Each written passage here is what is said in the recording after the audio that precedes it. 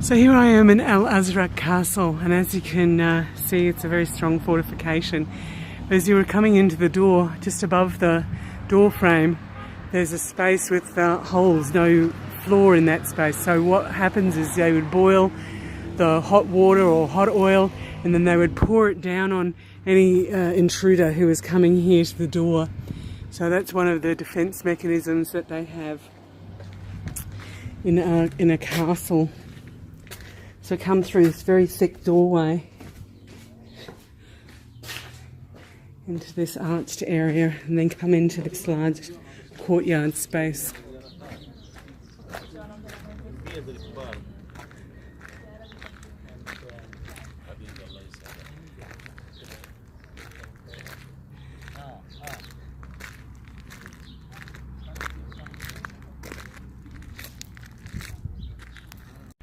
So I'm just walking through the central courtyard area of Al-Azraq Castle, and you can see different fortifications over here.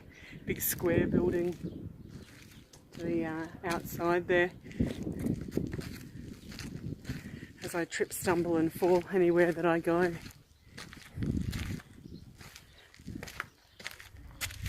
This one over here, you can see a different staircase configuration. This one's just the standard solid block and building the stair from there, where the last one had something similar, but near the top it had an arch supporting it, as opposed to that really early castle that we saw first thing this morning, where the actual steps, the treads were actually in the wall and during the actual physical first load of construction. So that was an interesting difference on the different architecture of the castles that we've seen today.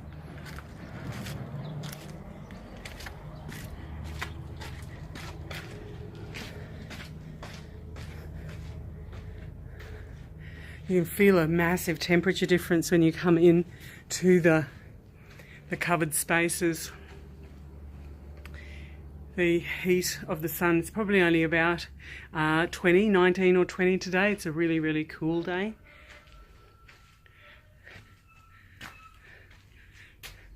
But you can really feel a temperature difference as you come into these areas. Just amazing.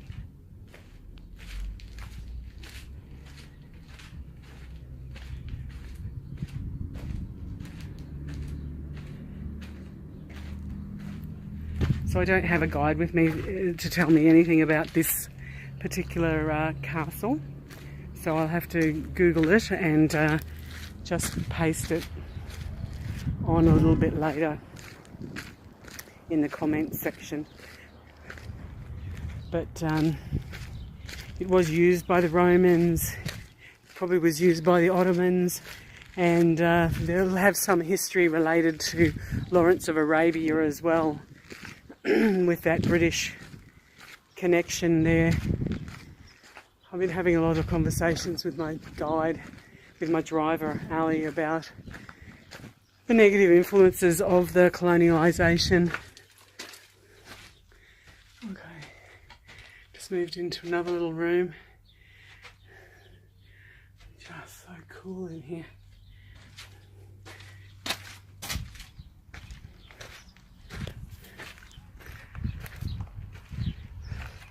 So we've got some pretty huge step to get down into it.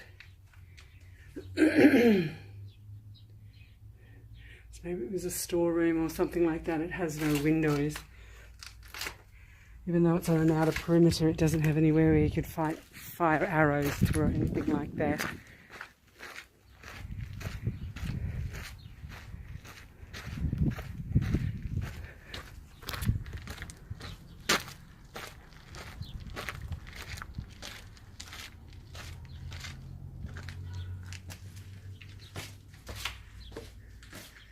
Over here it says Al-Azraq Citadel was the most important military citadel in the Eastern Desert, strategic location, head of the Wadi Shiran.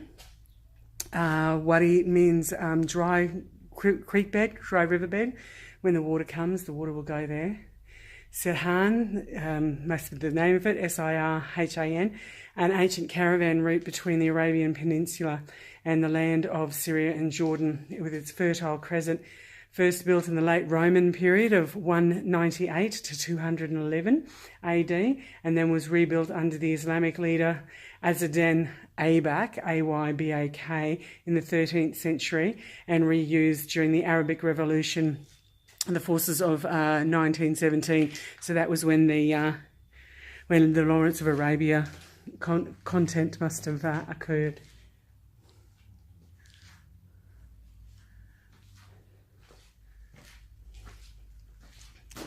I'm not sure if there's enough light to be able to show you this, but I'll just pan down here.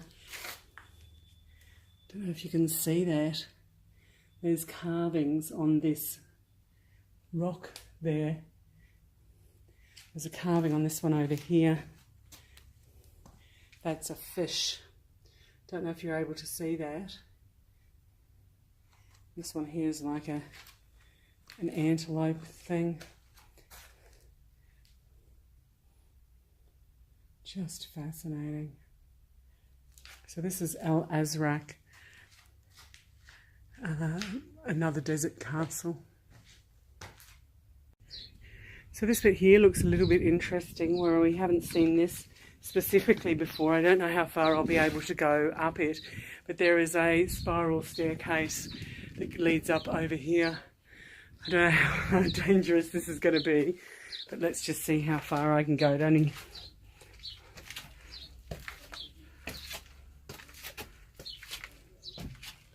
Yeah, it's starting to get a bit terrifying now. But you can actually see how the stones are wedged in. So they were those examples that I was showing you earlier, where they were just poking out of the side of the wall. But this is how it was actually used as part of a staircase. It's just amazing, just wonderful. I'm a bit brave, but I'm not going to be brave enough to go up any further. Might be one of the last steps that I take, I suspect.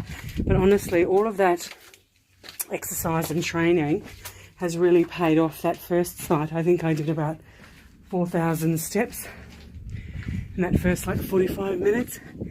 It'll be interesting now to see what my step count is now that I'm up to castle number 3. But honestly, my agility, my stamina, the hills. At that last place, the manager, he was huffing and puffing his guts up, cruising up that hill. I just rode it. It was just nothing. Engage the core, engage the quads, just working on my glutes to power me up that hill. And he was huffing and puffing it. I said, "Here you go. You need to quit smoking, mate," because I don't smoke. Okay, that's one good thing for that Jordanian. But he said, "Oh, it's the heat." I said, "It's 19 degrees. If this is what you like at 19 degrees, what are you going to be doing at 40 degrees when the tourist season really kicks in?" So that was just another little interesting observation about how the activities that I've chosen to do leading up to this trip have really, really paid off, and it's only day 2. So this is going to be a staircase to nowhere. But just because I did all those stairs the other day, those couple of weeks, that's it. I'm going to do every stair that I can find. Doesn't matter where it goes. The negative thing is no handrails.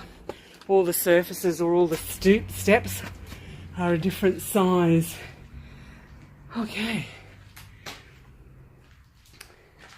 So we've come into a room that is near the outside of the building, and this is how you know that it's a fortification, because you have these narrow windows here which are actually arrow slits. So only you've got this great ability to see from several different directions. There are 7 different angles, but the arrows coming from the other direction have such a small opening to aim for that you'll actually be quite safe. So these are arrow slits. That's pretty amazing. Which I think is my word of the day. is the word amazing, because everything... Oh, this one is really... I don't know if you can see down out there. You can actually just see the rest of the walls of the castle fortification. So I'll just find another set of stairs, or go back those same stairs. I suspect I'll go down the same stairs that I came up, because these ones here look a bit terrifying. And I won't keep my guide too much. He's a very patient man and very interesting. He's actually a Palestinian, so he's got some very interesting perspectives. Just amazing. I've been blessed with meeting some fantastic people.